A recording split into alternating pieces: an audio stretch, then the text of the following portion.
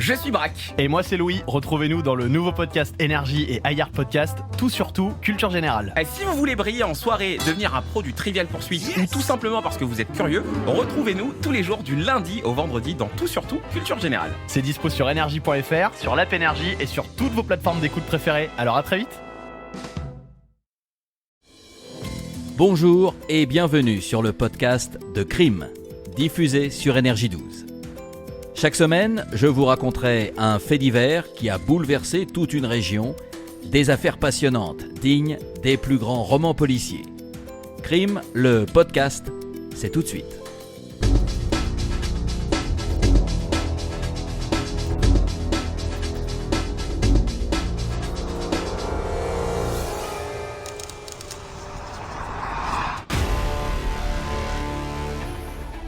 Dans l'affaire qui va suivre, vous allez découvrir l'effroyable destin d'Alexia Daval, une jeune femme de 29 ans dont la soudaine disparition va bouleverser la région franc-comtoise et émouvoir la France entière. L'engouement, il est national sur cette affaire. Le samedi, quand tout le monde court pour Alexia dans toute la France, on se dit, là, ce fait divers est devenu un fait de société.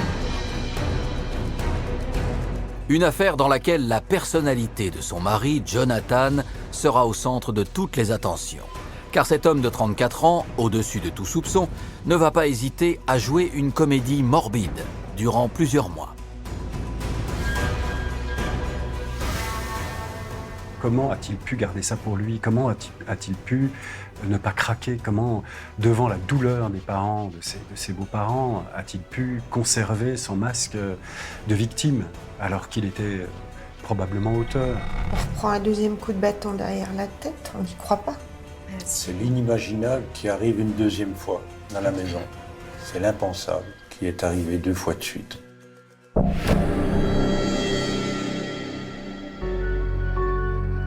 Nous voici à Gray, en Haute-Saône.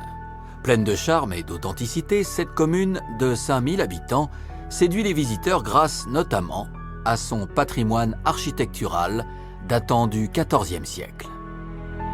Didier Faure, journaliste, l'Est républicain. Gray, c'est une petite ville qui est un peu perdue entre Dijon et Besançon, au milieu de champs. Maître Jean-Marc Florent, avocat des parties civiles. C'est une ville touristique, où il y a de beaux monuments historiques. C'est une ville très calme et très sûre. Située en zone rurale, la commune de Gray est entourée de petits villages qui rassemblent essentiellement des enfants du pays. Ici règne la solidarité. Dimitri Ramelot, journaliste RTL. Et donc à côté, Gray la ville, 500 habitants qui touchent Gray, c'est quasiment une seule et même ville. Tout le monde se connaît, c'est une petite bourgade comme il en existe des milliers en France. Mais le 28 octobre 2017, cette petite ville paisible va soudainement devenir le théâtre d'un drame retentissant. Il est 12h25 lorsque Jonathan Daval, 34 ans, se présente à la gendarmerie. Il explique que sa femme a disparu, qu'elle est partie faire un jogging le matin même dans le secteur comme elle a l'habitude de le faire. Elle est partie à 9h15, son parcours fait 3 quarts d'heure, 1 heure, elle devait rentrer et ça fait déjà 3h15 qu'elle est partie, donc elle devrait être rentrée depuis longtemps et donc il dit qu'il est quand même surpris. Jonathan est d'autant plus inquiet que la famille de sa femme, Alexia, n'a pas non plus eu de nouvelles, à commencer par sa sœur, à qui elle avait envoyé un message quelques heures auparavant. Elle a reçu, samedi matin, vers 9h15, un SMS d'Alexia en disant « Je pars faire mon jogging et si j'ai le temps, je repasserai vous voir ». Et finalement, c'est tout. C'est le dernier, a priori, signe de vie qu'on a d'Alexia. Et même si cela ne fait que quelques heures, les gendarmes prennent immédiatement conscience de la gravité de la situation. Maître Jean-Marc Florent, avocat des parents et de la sœur d'Alexia. Quand vous venez dire qu'une personne majeure qui n'est pas sous curatelle, qui n'est pas sous tutelle, qui n'a pas de problèmes médicaux, qui n'a pas de problèmes psychiatriques, etc., n'est pas rentré, généralement la réponse de bon sens qui vous est faite, c'est monsieur, madame, vous êtes peut-être inquiété un peu trop rapidement. Or là, les gendarmes, d'emblée, prennent cette disparition au sérieux. Et pour cause, ce ne serait pas la première fois qu'une joggeuse serait prise pour cible. Dimitri Ramelot, journaliste. Il y a déjà eu des faits divers avec des joggeuses disparues.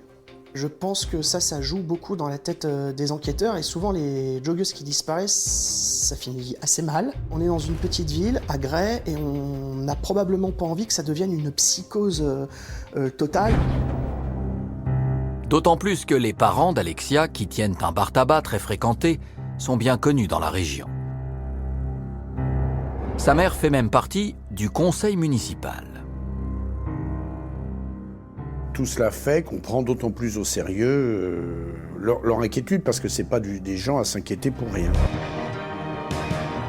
Une information judiciaire pour disparition inquiétante est donc aussitôt ouverte. Qu'est-il arrivé à Alexia? Pourquoi n'est-elle pas rentrée à son domicile?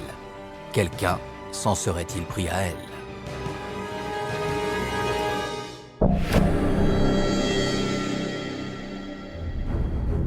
À Gray, après le signalement de la disparition d'Alexia, un dispositif particulièrement important est mis en place pour retrouver la joggeuse.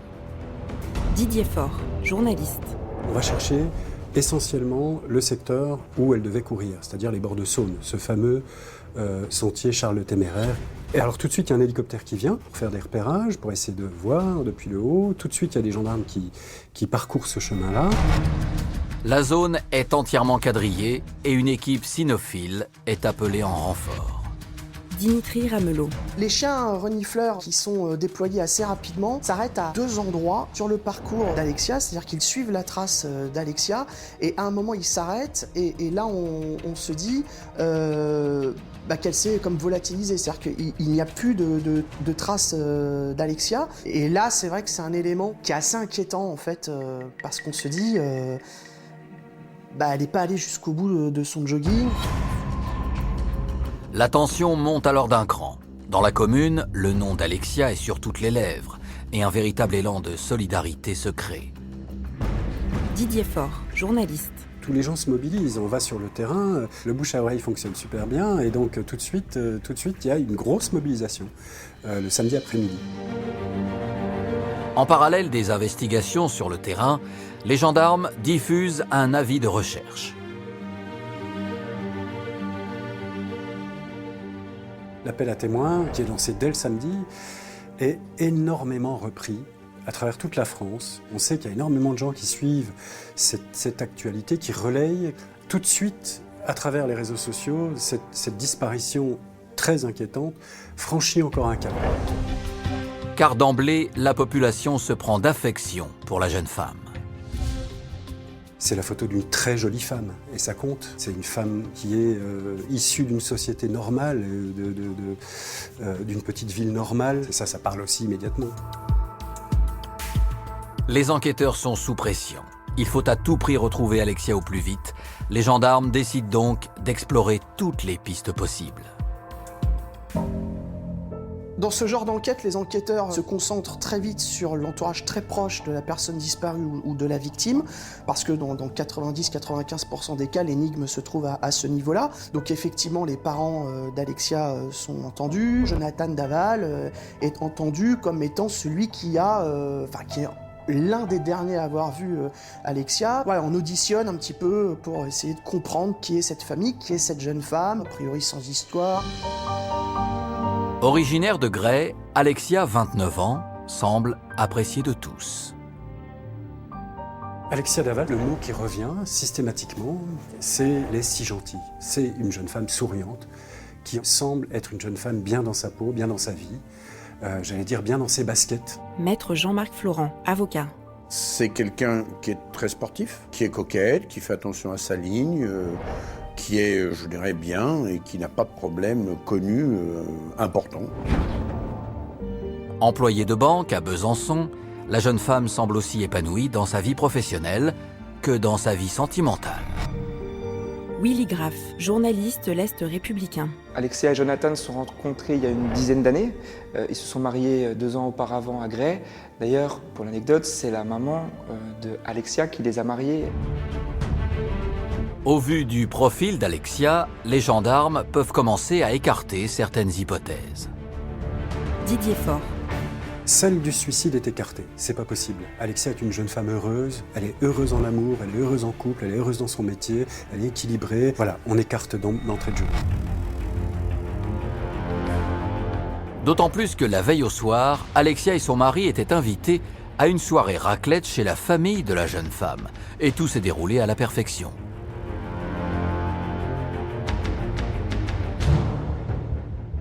Quant à la possibilité qu'elle soit partie sans prévenir personne, le constat est le même.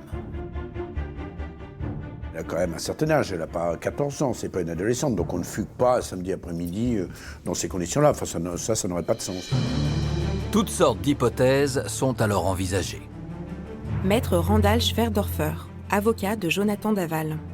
Ça peut être un malaise, ça peut être un accident, ça peut être aussi un accident de voiture, un véhicule qui passe, qui renverse une joggeuse, ça peut être un accident de chasse, parce qu'on sait qu'il y a des zones de chasse qui se passent pas très loin d'où va courir Alexia, mais plus les heures passent, moins on est dans l'accident. Une jeune femme comme Alexia qui part sans carte de crédit, sans téléphone, sans vêtements, vous arrivez vers 18h, 19h, 20h, ça va pas.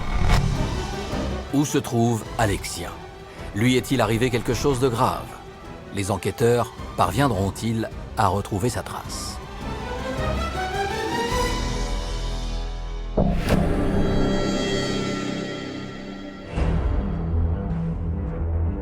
À Gray, au lendemain de la disparition d'Alexia, un témoignage va venir accroître l'inquiétude des enquêteurs.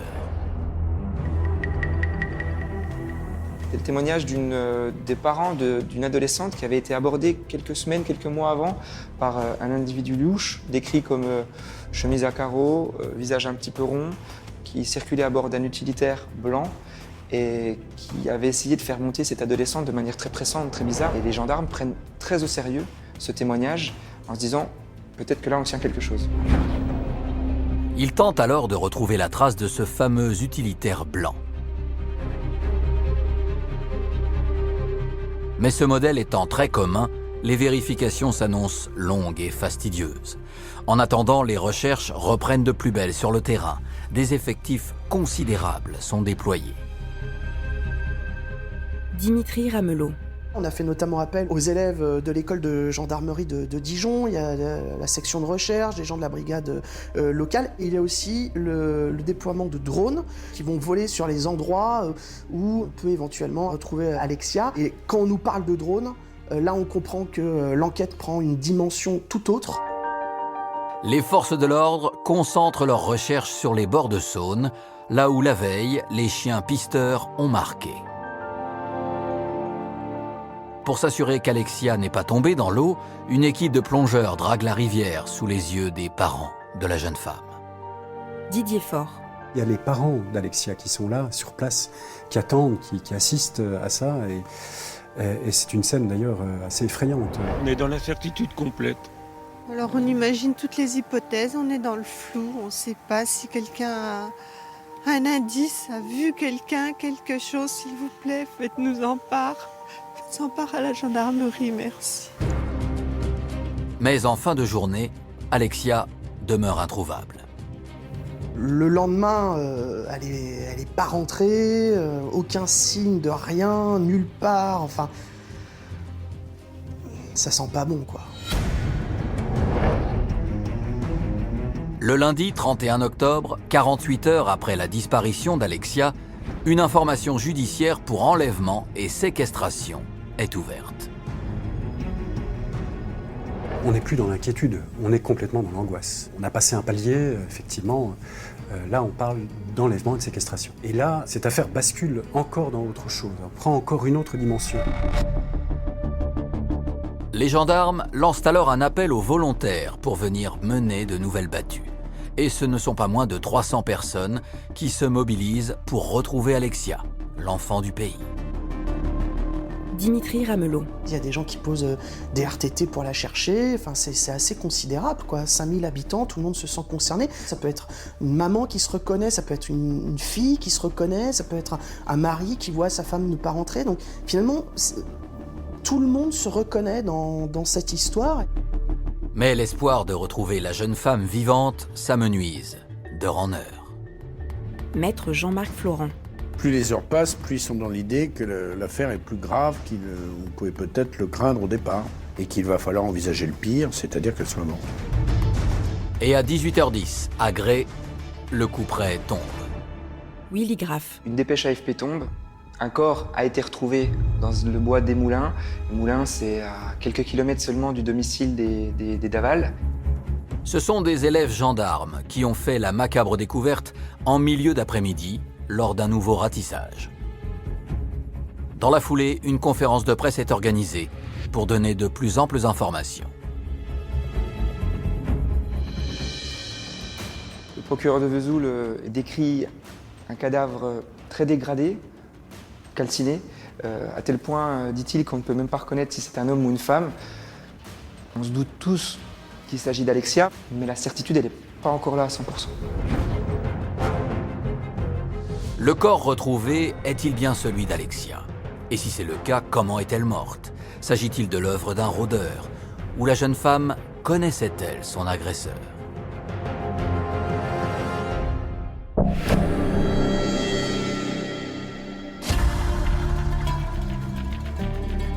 Dans la forêt des Moulins, après la découverte d'un corps calciné, les techniciens en identification criminelle procèdent aux premières constatations.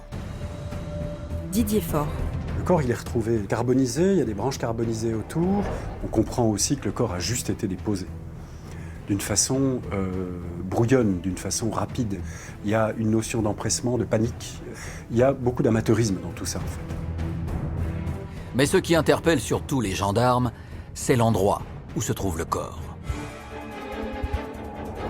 Le corps a été retrouvé dans le bois des Moulins, à 700 mètres environ du village de Velay. On est là dans un coin reculé, difficile d'accès. Tout de suite, on peut imaginer qu'il faut connaître le coin, il faut connaître le secteur pour avoir l'idée d'aller cacher un corps à cet endroit-là. Le 2 novembre 2017, 2 jours après la découverte du corps, l'ADN parle enfin. Il s'agit bien de celui d'Alexia. Dans la commune, la nouvelle fait bien sûr l'effet d'une bombe. C'est l'abattement, très clairement. À Grès, il y a quelque chose qui se passe là. La ville est frappée un peu de stupeur. Dimitri Ramelot. C'est tellement à l'encontre de l'ambiance qui règne dans cette petite ville habituellement que c'est une déflagration. C'est déjà tellement monstrueux qu'il y en a qui se disent on va pas sortir de la maison pendant quelques jours parce qu'on ne sait pas qui on va croiser en fait. Dès le lendemain, les parents d'Alexia et son mari Jonathan organisent une conférence de presse à la mairie de Grès. Ils annoncent la tenue d'une marche blanche en hommage à la jeune femme. Nous avons décidé de rendre hommage à Alexia par l'organisation d'une marche blanche qui aura lieu ce dimanche 5 novembre dans la dignité et le respect. Willy Graff. Toute la France découvre ces visages ravagés par le chagrin, mais aussi très dignes, notamment de la maman, du papa, des gens qui malgré l'horreur qui les frappe, tiennent le coup. Et puis il y a Jonathan qui a, alors lui son visage n'est qu'un masque de douleur, de sanglots, de spasmes, parfois même il a du mal à respirer. On a tous beaucoup d'empathie pour cette famille qui finalement est assez normale, à laquelle on s'identifie facilement. Et là, c'est une scène assez forte. Aux yeux de tous, la famille apparaît extrêmement unie et solidaire. Maître Ornella Spatafora, avocate de Jonathan Daval. Il y a quand même une symbolique, c'est-à-dire qu'il n'y a pas les parents d'Alexia d'un côté et Jonathan de l'autre. Il y a Jonathan au milieu, entouré de ses beaux-parents. Comme s'ils étaient là vraiment pour l'épauler et le soutenir dans le cadre de cette tragédie. Le lendemain de cette conférence de presse, soit une semaine après la disparition d'Alexia, une course hommage se déroule à Gray. Il y a un immense footing hommage qui est organisé, plusieurs centaines de personnes y participent. Jonathan, le mari, malgré la peine qu'il a, il arrive à courir, il arrive à répondre aux gens. C'est assez remarquable, ça suscite de l'admiration. Et au-delà de Gray, c'est toute la France qui se sent concernée. Des courses sont organisées spontanément dans plusieurs villes, car nombreux sont ceux à être sensibles à l'histoire d'Alexia. Didier Faure. Immédiatement, ça touche tout le public. C'est un féminicide, c'est une femme qui va faire du sport innocemment et qui est tuée. C'est ça qui est dans la tête des gens.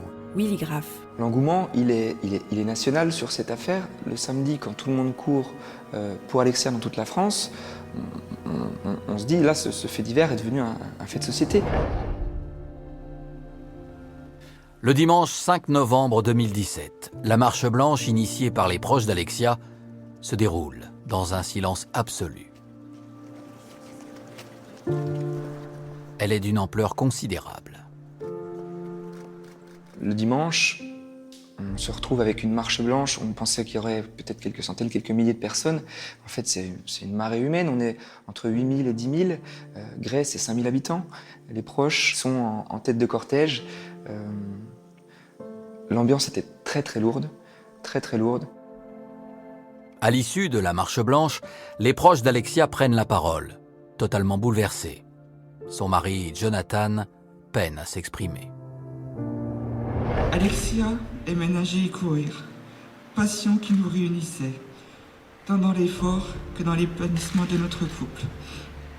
Elle était ma première supportrice, mon oxygène, la force qui me poussait à me surpasser lors de mes challenges physiques. Là, c'est la première fois qu'il s'exprime, avec sa petite voix fluette, ses sanglots toujours. Il avait du mal à respirer tellement il était ému.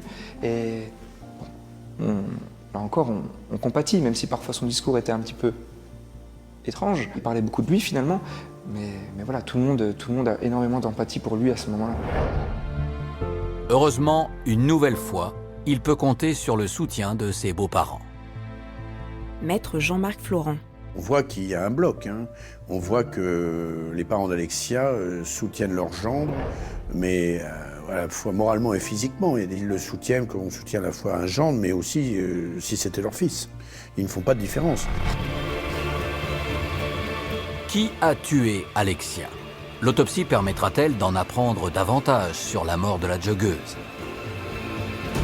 Et son meurtrier sera-t-il rapidement appréhendé?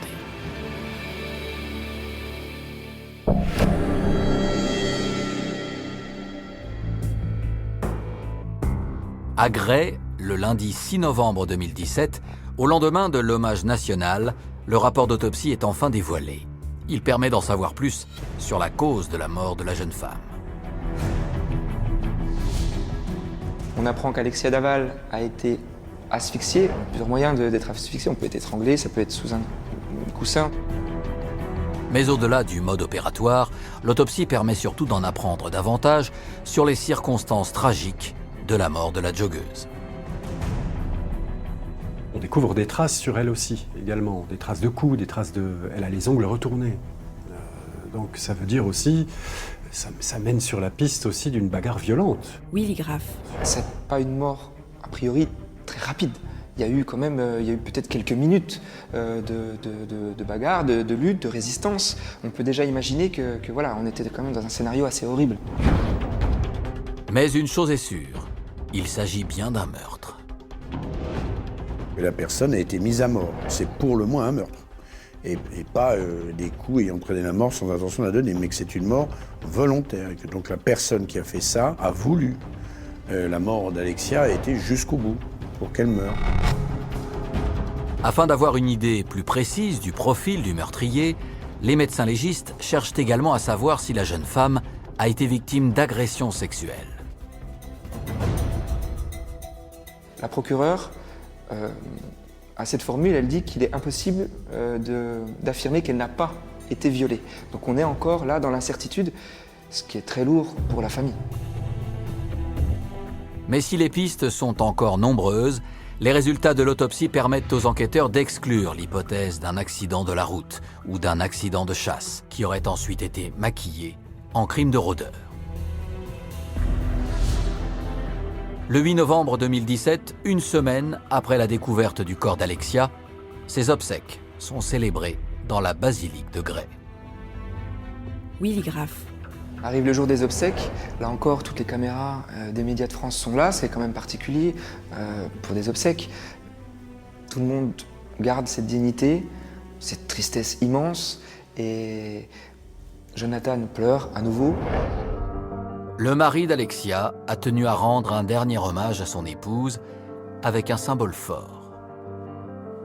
Ce jour-là, Jonathan porte une veste noire mais assez particulière. Finalement, c'était la veste qu'il avait portée 2 ans auparavant pour son mariage. À ses côtés, les parents d'Alexia continuent de le soutenir. Le père de la joggeuse n'hésite d'ailleurs pas à partager publiquement l'amour qu'il porte à son gendre. Didier Faure. Il y a un moment quand même très très émouvant où le papa d'Alexia parle beaucoup de sa fille. Il a dit qu'il y avait beaucoup d'amour dans leur famille, qu'il y avait beaucoup, etc. Il parle aussi de son gendre, il parle aussi de Jonathan. Il dit très clairement, avec des mots d'ailleurs qui sont d'une limpidité incroyable, qu'il souhaite à toutes les familles d'avoir un gendre comme Jonathan. Au même moment, les enquêteurs poursuivent sans relâche leurs investigations. L'affaire est confiée à la gendarmerie de Besançon, qui met en place une cellule dédiée à cette affaire. Willy Graff. Les gendarmes travaillent discrètement, mais les gendarmes travaillent activement. Je crois qu'il y a plus de 200 auditions qui sont menées en 2 mois, c'est énorme. Les gendarmes entendent les proches, les moins proches, les collègues, les voisins, tout le monde. Et grâce aux auditions de l'entourage de la victime, une nouvelle piste voit le jour, celle d'un harceleur téléphonique. Dimitri Ramelot. La famille d'Alexia parle assez rapidement d'une possibilité. Il y a un voisin de Jonathan et d'Alexia, un jeune homme entre 20 et 30 ans, qui depuis quelques semaines, quelques mois, harcèle Alexia. Maître Ornelas Patafora, avocate. C'était quelqu'un qui apparemment avait pu être attiré apparemment par Alexia et avait pu avoir certaines attitudes pas toujours adaptées, notamment par les appels téléphoniques, SMS, etc. Mais l'espoir des enquêteurs de connaître enfin la vérité sur ce qui est arrivé à Alexia est de courte durée. Après vérification, l'homme est innocenté. Les gendarmes continuent donc leurs recherches et nombreux sont ceux à se manifester pour les aider. Il y a eu un numéro qui a été mis en place, il y avait des témoignages qui sont arrivés, il a fallu les vérifier, il faut recouper avec ce qu'on a déjà dans le dossier. C'est un travail de titan finalement. En ville, les habitants cherchent également un coupable. Et très vite, l'attitude du veuf éploré, Jonathan Daval, interroge. Des rumeurs commencent à se propager. Elle courait bien sûr sur les réseaux sociaux. Elle courait dans les rues. Je pense qu'il n'y a pas un seul bistrot de France où on n'a pas commenté l'affaire Daval en disant « Attends, pour moi, c'est le mari. » Maître Jean-Marc Florent. Vous entendrez dire oui, on l'a trouvé bizarre, il pleure beaucoup, il pleure trop, il pleure pas assez. Bon. Ce qu'on sait, c'est que dans ces affaires-là, c'est souvent le mari. Que c'est une statistique, mais que c'est pas pour autant une certitude, en particulier dans ce cas-là. Surtout chez un garçon aussi bien sous tout rapport que Jonathan. Les rumeurs prennent une telle proportion que l'avocat de Jonathan prend publiquement la parole pour les faire taire. Willy Graff. Il dit « Stop, ce sont des rumeurs toxiques, infondées, mon client n'a rien à voir là-dedans ». Il défend son client par rapport à cette rumeur. C'est lourd pour lui, c'est lourd pour tout le monde, c'est lourd aussi pour les parents d'Alexia qui ont une confiance absolue en leur gendre. Car pour les parents d'Alexia, qui partagent l'intimité de Jonathan, la possibilité que leur gendre soit coupable est tout simplement impensable. Depuis le drame, ils sont solidaires et passent énormément de temps ensemble.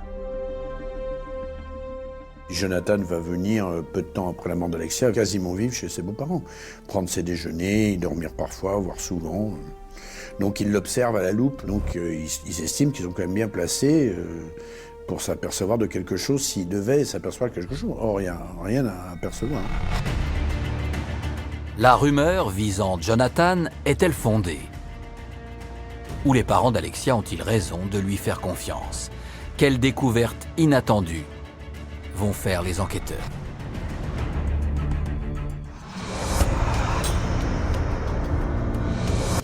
Vous venez d'écouter Crime, le podcast. Retrouvez les autres épisodes sur toutes les plateformes de podcast et sur energie.fr. À très bientôt pour un nouvel épisode de Crime.